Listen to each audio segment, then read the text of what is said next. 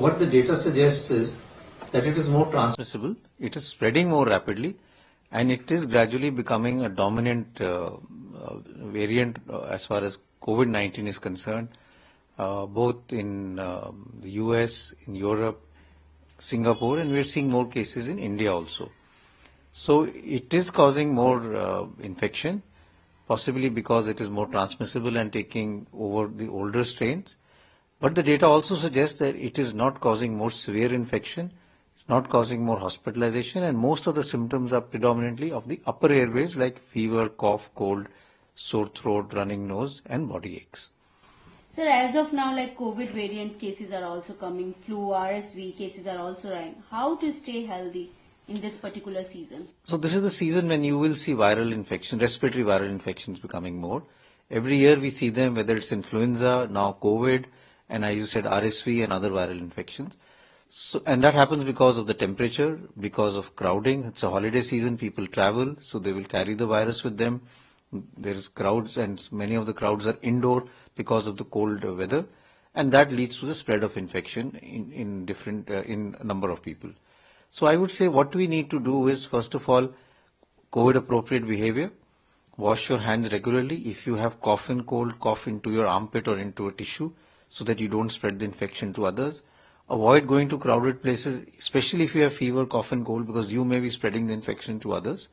And if you are in the high risk group, that is if you have comorbid conditions like diabetes, chronic respiratory diseases, chronic kidney disease, or heart failure, or you are in the older age group, then you should wear a mask if you go to a crowded place, or if you can, avoid going to an indoor crowded place because you can catch the infection. Within India, from November onwards, actually I think it is October last week and then till now in last 8 weeks, we have just seen about 22 cases.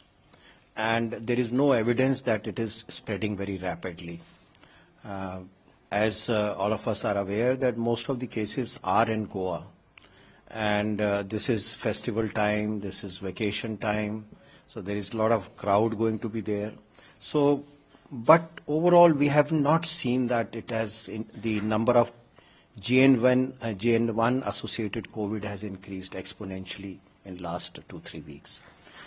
When we look at the most recent data of INSACOG, still except these 20 odd cases of JN.1, all other cases are XBB variant of Omicron, and that is what we see across the country. JN.1 is just less than 1% of all the isolates so far. So what are the symptoms have been noticed in this particular case? Symptoms are very similar.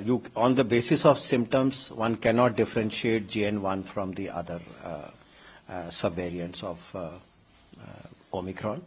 It's like fever, nasal discharge, cough. There can be occasional diarrhea also, severe body aches, and usually it recovers in 2 to 5 days. So what about hospitalization? There is no increase in hospitalization. Recently, the number of cases have certainly increased. The testing has also picked up, and we see that the number of cases are more. Currently, we see a lot of cases in Kerala, but I must also state that in other states where testing has increased, recently we are seeing more number of cases of positives there also. So, but there is no concomitant increase in hospitalization or severe disease, need for ventilation or deaths because of this. Sir, at this stage, how worried we should be? I would like to assure everybody that we need to be vigilant, but not get panicky at all. There is no need for being panicky. It is one of the subvariants.